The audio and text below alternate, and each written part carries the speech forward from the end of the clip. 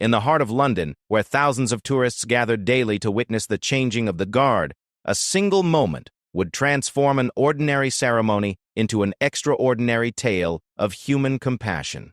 What started as a routine day for Royal Guard James Wellington would become a life-changing sprint that defied protocol, challenged tradition, and proved that sometimes the greatest acts of heroism happen when we choose humanity over duty. On that crisp October morning, as cameras clicked and crowds cheered, no one could have predicted that a child's medical emergency would trigger a chain of events so remarkable that it would capture the world's attention and forever change how we view those stoic figures in red coats and tall black hats.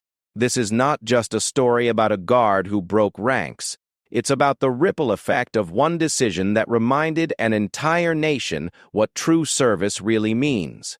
The events that unfolded in those crucial minutes would challenge everything people thought they knew about royal protocol, reveal the man behind the uniform, and create a legacy that continues to inspire acts of kindness around the globe. Sometimes the most powerful stories begin with the simplest choice: to help another human being, no matter the cost.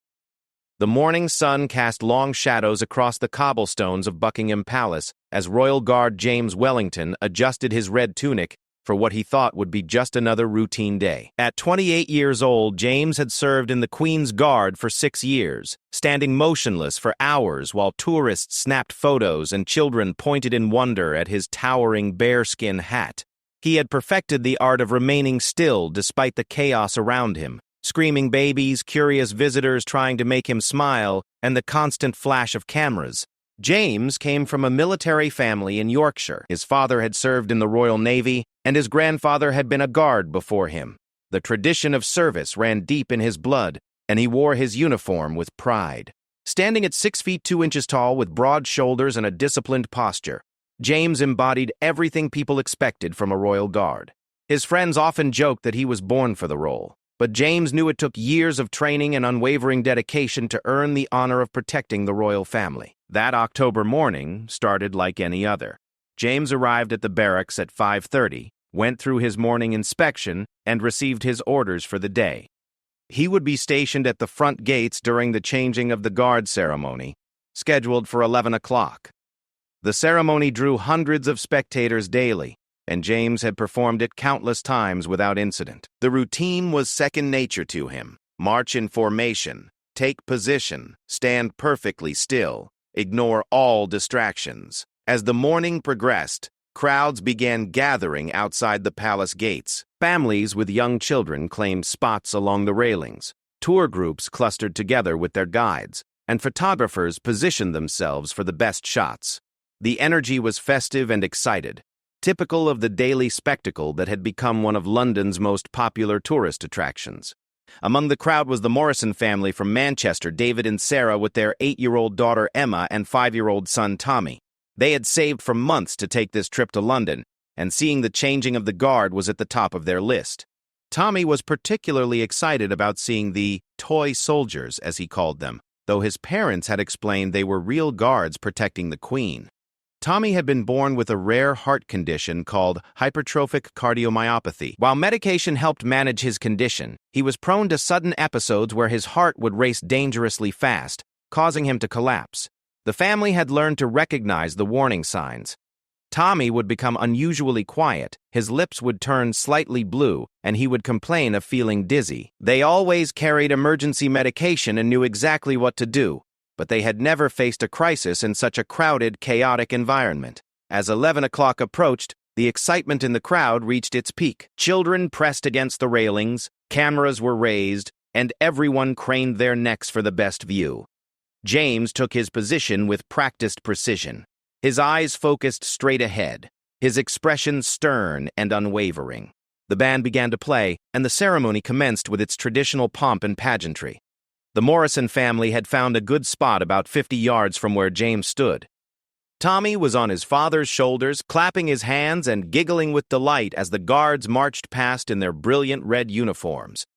The music, the crowds, and the excitement seemed to energize him, and his parents relaxed, enjoying seeing their son so happy and engaged. But something was wrong.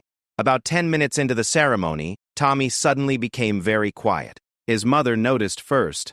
He had stopped clapping and was gripping his father's hands tightly.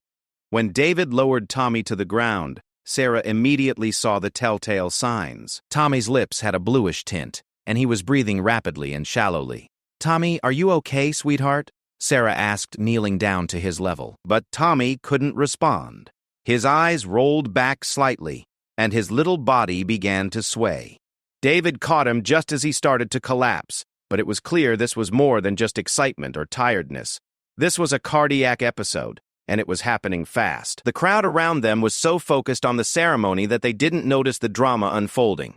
Sarah frantically searched through her purse for Tommy's emergency medication while David held their son, trying to keep him conscious and breathing. Tommy's condition was deteriorating rapidly. His skin was becoming pale, and his breathing was becoming more labored. "We need help," Sarah called out, but her voice was lost in the noise of the band and the cheering crowd. The few people who heard her didn't understand the severity of the situation. They assumed it was just a child who had become overwhelmed by the excitement and would be fine in a moment. James, meanwhile, remained at his post, eyes forward, completely unaware of the emergency unfolding in the crowd behind him. His training had taught him to ignore distractions, to maintain his position no matter what happened around him. Guards were expected to remain motionless even if someone fainted, if protests occurred, or if minor disturbances broke out. The protocol was clear. Security personnel and police would handle any incidents while the guards continued their duties. But this wasn't a minor disturbance. Tommy's heart was racing at a dangerous rate, and despite his parents' efforts, his condition was worsening. The medication wasn't working fast enough, and in the crush of the crowd, it was impossible for paramedics to reach them quickly, even if someone had called for help. Sarah was near panic, and David was shouting for assistance, but the ceremony continued around them as if nothing was happening. It was Emma, Tommy's 8-year-old sister, who made the difference. Seeing her little brother in distress and her parents' fear, she did what any desperate child would do. She broke away from her family and ran toward the nearest guard, which happened to be James. She squeezed through the crowd and the barriers, tears streaming down her face, and tugged on James's red tunic. "Please help," she cried. "My brother is dying. Please, you have to help us." For a split second, James's training kicked in. He was taught to ignore such interruptions, to remain focused on his duty. Children often approached guards, trying to get reactions or take photos, but something about Emma's voice, the genuine terror and desperation in her plea, made him break the first rule of being a royal guard. He looked down. What he saw was not a mischievous child playing a game, but a little girl in absolute panic. Her face was red from crying, her hands were shaking, and her eyes held the kind of fear that only comes from watching someone you love in mortal danger. Without hesitation, James broke the second rule of being a royal guard. He moved. In that instant, James made a choice that would change everything.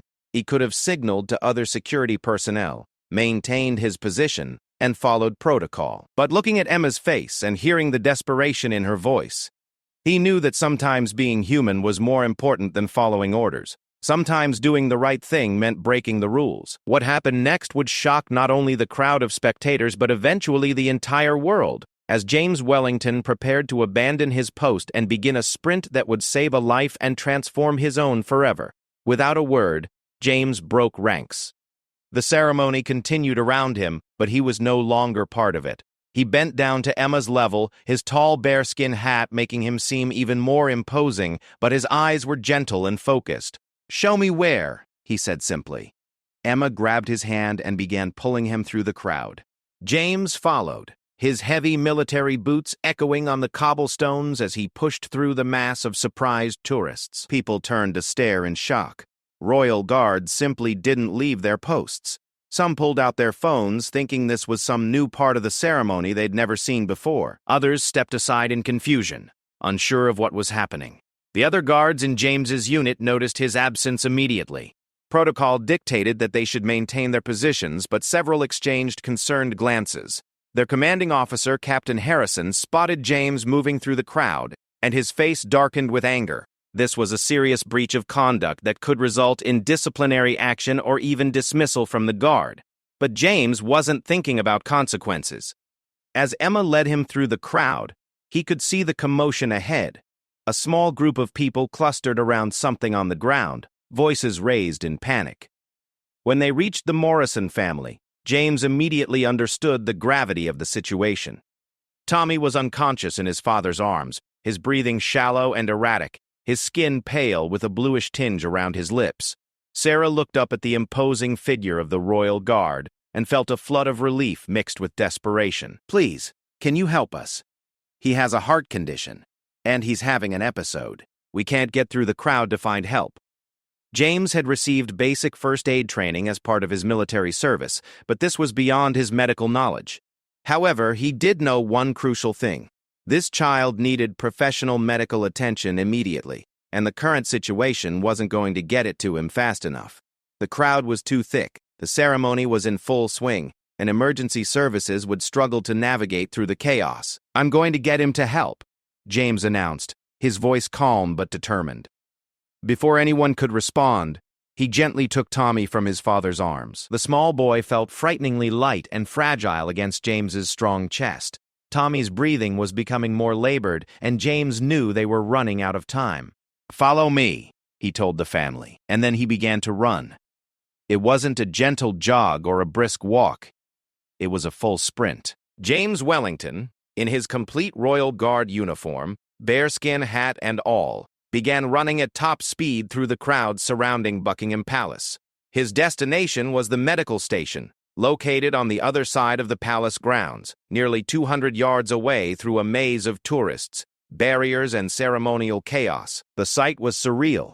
Tourists dove out of the way as the 6'2" guard charged through their midst, cradling a small child in his arms. His red tunic flapped behind him, his heavy boots pounded against the pavement, and his bearskin hat, which should never be worn while running, bobbed precariously with each step. Behind him, the Morrison family ran frantically to keep up. David carrying Emma, while Sarah clutched Tommy's emergency medications. James's sprint became the center of attention for hundreds of people. The ceremony continued at the palace gates, but many spectators were now focused on this unprecedented drama unfolding before their eyes. Phones came out everywhere, some people filming, others calling for emergency help, and many simply watching in amazement at what they were witnessing. Captain Harrison watched in horror as his subordinate violated every protocol in the book. Other guards maintained their positions, but their eyes followed James's progress. Some tourists thought it was part of the show, while others began to understand that something serious was happening. The usually organized crowd began to part like a sea, creating a pathway for the running guard and the family following behind him.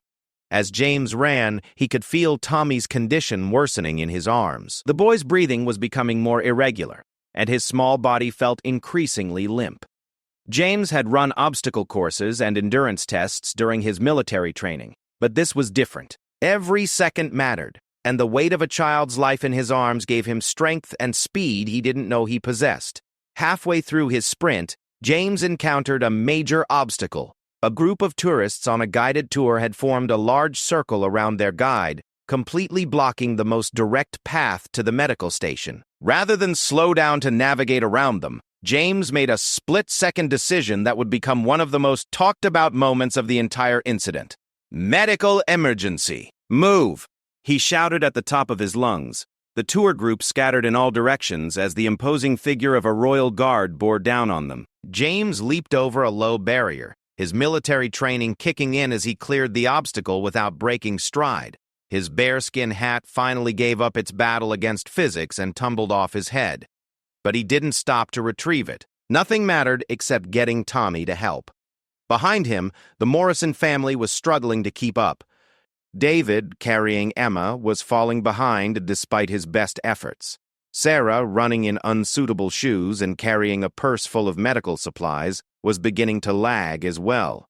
But they could see James ahead of them, still running at full speed with Tommy in his arms, and they pushed themselves harder than they ever had before. The medical station came into view, and James could see the staff there beginning to notice the commotion.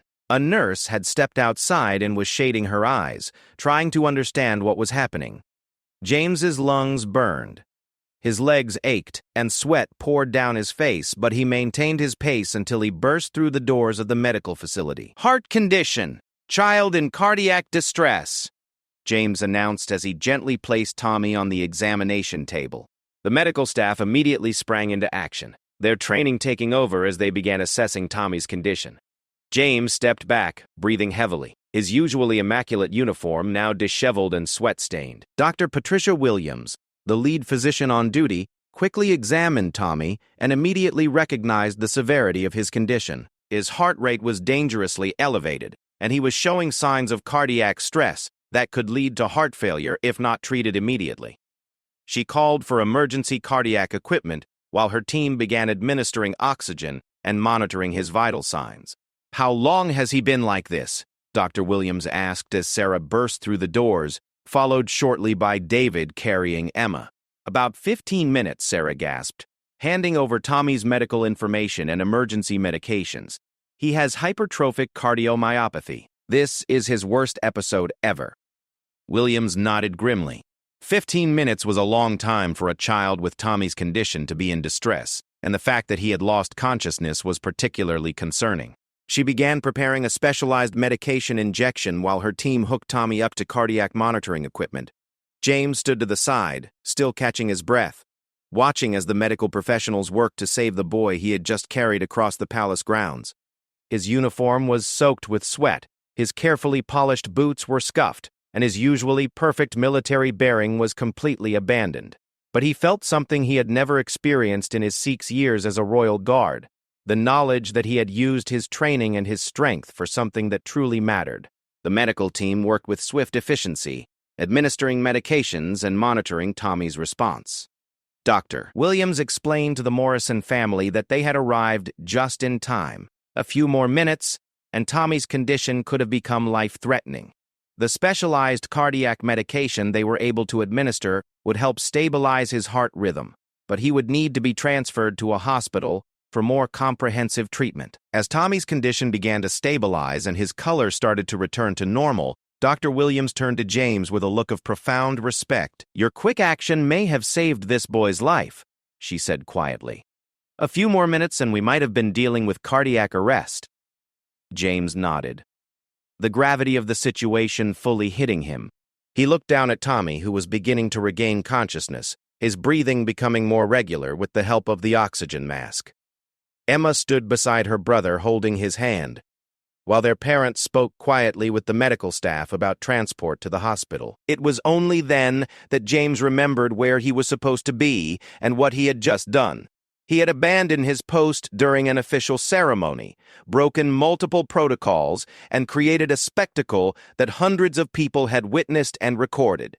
His military career could be over, his reputation ruined, and his family's legacy of service tarnished. But as he looked at Tommy's improving condition and saw the relief on his family's faces, James knew he would make the same choice again without hesitation. Some things were more important than protocol, and saving a child's life was definitely one of them. Outside the medical station, word was spreading rapidly about what had happened. The ceremony had concluded, but the story of the royal guard who broke ranks to save a child was just beginning. Captain Harrison was walking toward the medical facility with a stern expression, undoubtedly preparing to deliver consequences for James's actions. What none of them knew was that this was just the beginning of a story that would capture hearts around the world and change everything they thought they knew about duty, service, and what it means to be a hero. Captain Harrison entered the medical station with the bearing of a man accustomed to discipline and order. His face was stern, his jaw set, and his eyes held the disappointment of a commanding officer whose subordinate had just violated fundamental military protocol in front of hundreds of witnesses. James stood at attention as his superior approached, knowing that his actions, however well-intentioned, had consequences. "Guard Wellington," Captain Harrison began, his voice crisp and formal. "You will report to my office immediately following the conclusion of this incident. Your conduct today was a serious breach of protocol that cannot go unaddressed." James nodded, accepting what he knew was coming. But before he could respond, Dr. Williams stepped forward, still wearing her medical gloves and with the authority of someone who had just saved a life. "Captain," she said firmly, "I need you to understand something. This guard's actions prevented what could have been a tragedy. This child was minutes away from potential cardiac arrest. His quick thinking and decisive action made the difference between a medical emergency and a potential fatality. Tommy was now conscious and breathing more easily, though still weak from his ordeal.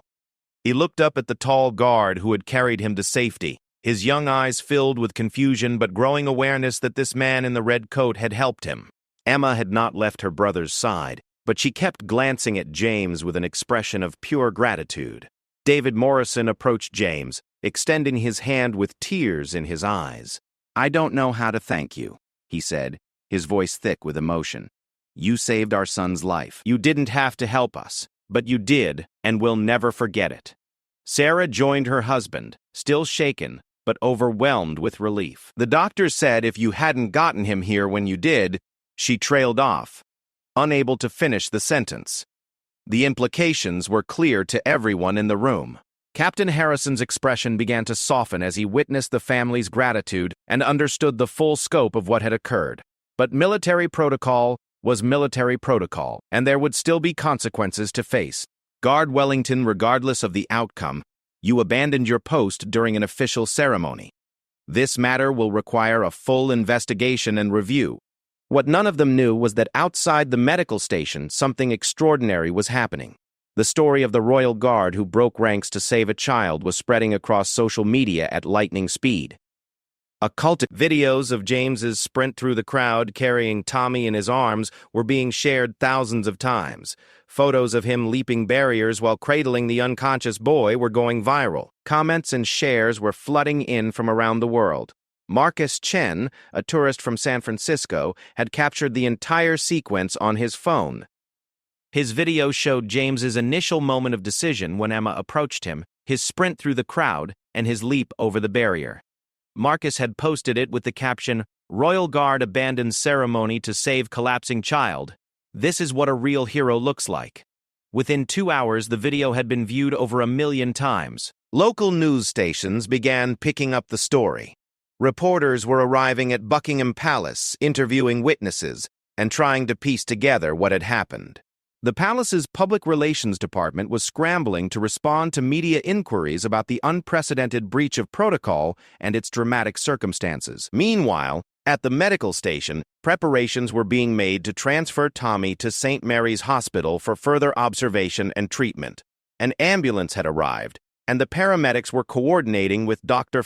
Williams about Tommy's condition and the treatment he had already received. As Tommy was being prepared for transport, he looked up at James and spoke for the first time since his collapse. His voice was weak but clear. "Are you a real soldier?" James smiled, kneeling down beside the gurney. "I am, and you're a very brave young man." Tommy managed a small smile. "Emma said you ran really fast, like a superhero." "Your sister was the real hero," James replied, glancing at Emma. "She was brave enough to ask for help when you needed it most." The interaction was witnessed by several people in the room, including a nurse who discreetly captured the moment on her phone. This image, the imposing royal guard kneeling beside the small boy he had saved, both of them smiling, would become one of the most shared photos of the year. As Tommy was loaded into the ambulance, the Morrison family prepared to accompany him to the hospital. Before leaving, Sarah approached James one more time. "I want you to know," she said quietly, "that what you did today restored my faith in humanity. You risked everything to help a stranger's child. That's not something we'll ever forget, and it's not something the world should forget either." David handed James a business card. "I'm a journalist," he explained. "When Tommy's better, when all of this settles down, I'd like to tell your story properly. The world needs to know about people like you." James accepted the card but remained humble. "I just did what anyone would do in that situation." "No," Sarah said firmly. "You did what someone with courage and compassion would do. There's a big difference." After the family left with Tommy, James found himself alone in the medical station with Dr. Williams and Captain Harrison. The immediate crisis was over, but the larger implications of his actions were just beginning to unfold. Williams excused herself to file her medical report, leaving James alone with his commanding officer. Captain Harrison studied his subordinate for a long moment before speaking. Wellington, in my 25 years of military service, I've never seen anything like what you did today, he began. James braced himself for the disciplinary action that was sure to follow. You violated protocol, abandoned your post, and created a public spectacle that will require explanation at the highest levels. James nodded, accepting responsibility. Yes, sir. I understand the consequences of my actions. However, Captain Harrison continued, you also saved a child's life. You acted with courage, quick thinking, and selflessness. These are the qualities we try to instill in every guard, even if the circumstances of your actions were unprecedented. The captain paused, clearly wrestling with the competing demands of military discipline and human compassion. There will be an investigation, Wellington. That's unavoidable. But I want you to know that when I write my report, I'll be recommending that your actions be evaluated in the context of their outcome, not just their adherence to protocol. Before James could respond, Dr. Williams returned with an update on Tommy's condition. He's stable and responding well to treatment. The hospital will keep him for observation, but the prognosis is excellent. Your quick action prevented serious complications. As the day wore on, the story continued to grow beyond anything anyone could have anticipated. #Royal Guard Hero was trending worldwide on social media. News outlets across Britain and internationally were covering the story. The palace was receiving hundreds of calls from media organizations requesting interviews and statements. Public reaction was overwhelmingly positive. Comments poured in praising James's actions and calling him a true example of service and heroism. People shared their own stories of medical emergencies and the importance of quick thinking in crisis situations. The story had struck a chord with people around the world who were hungry for examples of compassion and selflessness. But not everyone was pleased with the attention. Some military traditionalists criticized James's breach of protocol, arguing that guards should maintain their positions regardless of circumstances. Others questioned whether the incident would encourage similar breaches of duty in the future. The palace found itself in an unprecedented situation. Royal guards were expected to be invisible, disciplined, and unwavering in their duty. James's actions, while heroic, had made him the center of global attention and raised questions about the balance between protocol and human compassion. Late that evening, James returned to his quarters in the barracks, exhausted from the day's events and uncertain about his future. His fellow guards greeted him with a mixture of admiration and concern. Some congratulated him on saving Tommy's life, while others worried about the consequences he might face. As James lay in his bunk that night, he reflected on the day's events.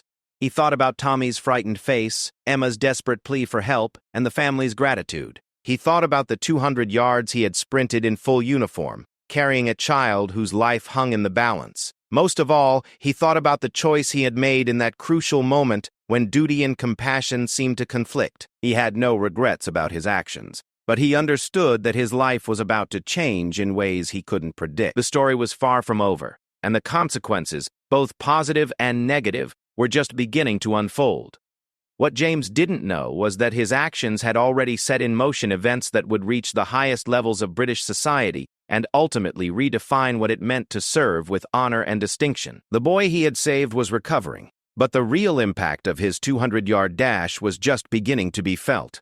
3 days after the incident, James Wellington was summoned to an extraordinary meeting at Buckingham Palace. He expected to face a disciplinary board, possibly even dismissal from the Queen's Guard. Instead, he found himself being escorted to a private office, where he would have a conversation that would change the trajectory of his entire life. The investigation into his actions had been swift but thorough. Witness statements from the Morrison family, Dr. Williams, and dozens of tourists had painted a clear picture of the events. The medical records confirmed that Tommy's condition had been life-threatening and that immediate intervention had been crucial. The viral videos and photos had been analyzed frame by frame, showing the genuine emergency and James's decisive response. Meanwhile, Tommy Morrison had made a full recovery. The specialist cardiac team at St. Mary's Hospital had adjusted his medication and declared him stable. The family had been overwhelmed by messages of support from around the world, with many people sharing their own stories of strangers who had helped during medical emergencies. The public reaction continued to be overwhelmingly positive. Newspapers ran editorials praising James's actions, and social media was filled with messages calling him a hero. A petition had been started asking that he be commended rather than punished, and it had already gathered over 200,000 signatures. The story had become a symbol of compassion triumphing over bureaucracy, of human decency overcoming rigid protocol. But the most significant development had come from an unexpected source. Queen Elizabeth II herself had taken notice of the incident and had requested a full briefing on the events. The Queen, known for her dedication to duty and tradition, had surprised many with her response to James's breach of protocol. As James waited in the ornate office, he tried to prepare himself for whatever consequences awaited him. He had accepted that his career as a royal guard was likely over, but he remained convinced that he had made the right choice. Saving Tommy's life was worth any professional consequences he might face. The door opened, and to James's surprise, it wasn't a military tribunal that entered, but a single elderly gentleman in civilian clothes. James recognized him immediately. It was Sir Christopher Hartwell, the Queen's private secretary and one of her most trusted advisors. This was far beyond what James had expected for a disciplinary hearing. "Guard Wellington," Sir Christopher began, his voice formal but not unkind. "Please sit down. We have much to discuss." James remained standing, as protocol dictated when in the presence of senior palace officials. "Sir, I'd prefer to stand if that's acceptable." Sir Christopher smiled slightly. "Actually, it's not acceptable. Today, I'd like you to sit, because what I have to tell you may come as quite a shock." Reluctantly, James took a seat, his mind racing through possibilities of what could warrant such an unusual meeting format. "Let me begin," Sir Christopher continued, "by telling you that Her Majesty has been personally following the events of the past few days with great interest. The Queen has read every report, watched the video footage, and spoken at length with Captain Harrison about your character and service record." James felt his heart sink. If the Queen herself was involved, the consequences were likely to be severe indeed. Guard Wellington, in her 68 years of reign, the Queen has seen many examples of duty, service, and sacrifice.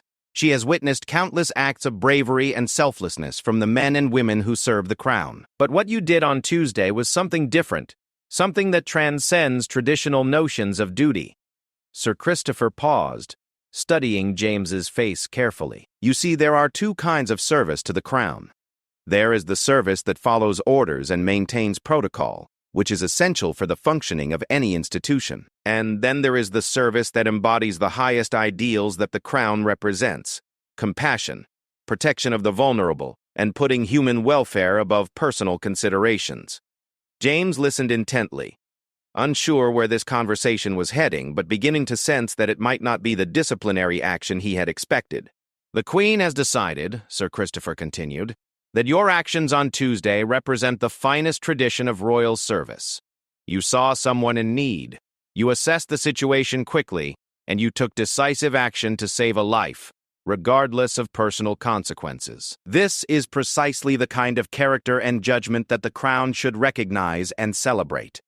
James felt confused. "Sir, I appreciate those words, but I violated direct orders and abandoned my post during an official ceremony. Surely there must be consequences for that." Sir Christopher nodded thoughtfully. "Indeed, there are consequences, Guard Wellington. Quite significant ones, actually." He reached into a folder on his desk and withdrew an official-looking document. "Her Majesty has decided to award you the Royal Victorian Medal for your exceptional service and devotion to duty." James stared at the document in shock. The Royal Victorian Medal was one of the highest honors the Queen could bestow, reserved for extraordinary service to the monarchy.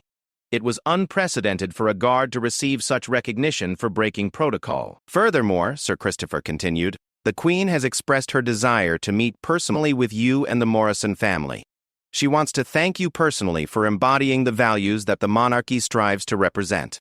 The meeting that Sir Christopher described would take place the following week. The Queen would receive James, along with Tommy and his family, in a private audience at Buckingham Palace. It would be an informal meeting, away from the public eye, where the Queen could express her personal gratitude for James's actions. The news of the Royal Victorian Medal was announced publicly the following day, and the reaction was immediate and overwhelming.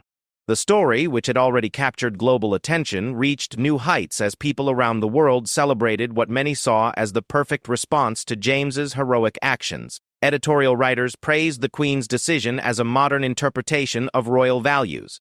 Social media exploded with messages of support and admiration for both James and the Queen's recognition of his actions. The hashtag #modernheroism began trending as people shared stories of everyday heroes who had made a difference in their communities. But perhaps the most meaningful reaction came from Tommy Morrison himself. When told about the medal and the upcoming meeting with the Queen, the 6-year-old's response was simple but profound.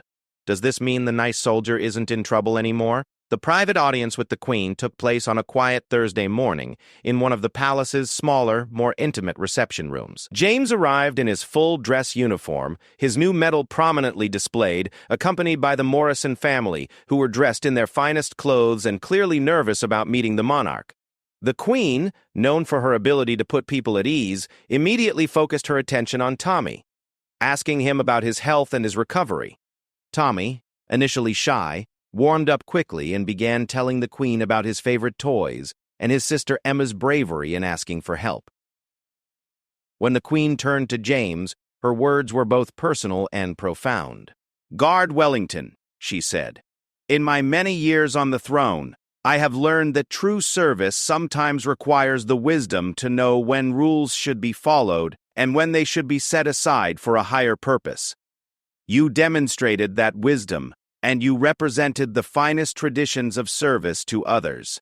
James, overwhelmed by the honor and the Queen's personal words, could only respond with a heartfelt, "Thank you, Your Majesty. It was an honor to serve." The Queen also announced during the meeting that she had decided to establish a new protocol for royal guards, allowing them to respond to medical emergencies without fear of disciplinary action, provided they used proper judgment. This change, which came to be known informally as the Wellington Protocol, would ensure that future guards could act quickly in similar situations. The impact of James's story extended far beyond the royal family and the British military. The incident sparked conversations worldwide about the balance between following rules and responding to human need. Medical emergency response protocols were reviewed and updated in numerous institutions, with many organizations implementing policies that empowered employees to act quickly in crisis situations. Tommy Morrison's school used his story as a teaching tool about courage, both his own courage in facing his medical challenges and James's courage in choosing to help. The school established an annual Wellington Award for students who showed exceptional kindness and courage in helping others. The viral video of James's sprint through the crowd became one of the most watched videos of the year, but more importantly, it inspired countless acts of kindness and heroism around the world. People began sharing stories of times they had helped strangers, and many credited James's example with inspiring them to be more aware of opportunities to help others. 6 months after the incident, James was approached by several organizations asking him to speak about leadership, courage, and making difficult decisions under pressure. He was reluctant at first, preferring to maintain the traditional anonymity of royal service, but eventually agreed to share his story as a way to encourage others to act with compassion when faced with similar choices. David Morrison, true to his word, wrote a comprehensive article about the incident and its aftermath. The piece, titled "The 200-Yard Dash That Changed Everything," became one of the most widely read human interest stories of the year. In it, he explored not just the dramatic events of that day, but the broader implications of choosing humanity over bureaucracy. Tommy Morrison continued to thrive, his heart condition well managed, with updated medications and regular monitoring. He and James maintained a friendship, with the guard occasionally visiting the family in Manchester. Tommy often told people about his soldier friend who had carried him to safety, and his pride in the friendship was evident to everyone who knew him. Emma Morrison, whose desperate plea for help had started the entire chain of events, grew up with a profound understanding of the importance of speaking up for others in need. She eventually pursued a career in emergency medicine, inspired by the events she had witnessed and her role in saving her brother's life. The bearskin hat that James had lost during his sprint was never recovered, likely trampled in the chaos of that day. But a replacement was specially made for him, and he wore it with pride during subsequent ceremonies, knowing that his moment of apparent carelessness had actually been his finest hour as a guard. James Wellington continued to serve in the Queen's Guard for several more years before eventually transitioning to a role training new guards. In his training sessions, he always emphasized that the highest form of service was not blind obedience to rules, but the wisdom to know when human compassion should take precedence over protocol. The story of the 200-yard dash became a legend within the Royal Guard, passed down from one generation of guards to the next, as an example of what it truly means to serve and protect. It reminded everyone who heard it that sometimes the most important moments in our lives are not the ones where we follow the rules perfectly, but the ones where we have the courage to break them for the right reasons. Years later, when asked about that October day, James would always say that he didn't consider himself a hero. He believed that anyone in his position would have done the same thing. But those who witnessed his actions, and the millions who heard his story, knew better. They understood that in a world often divided by protocol and bureaucracy, James Wellington had chosen to be human first and everything else second. And that choice, made in a split second while looking into the frightened eyes of a desperate little girl, had indeed changed everything, not just for Tommy Morrison and his family, but for everyone who was reminded that true heroism lies not in following orders, but in following our hearts when they point us toward helping others in need.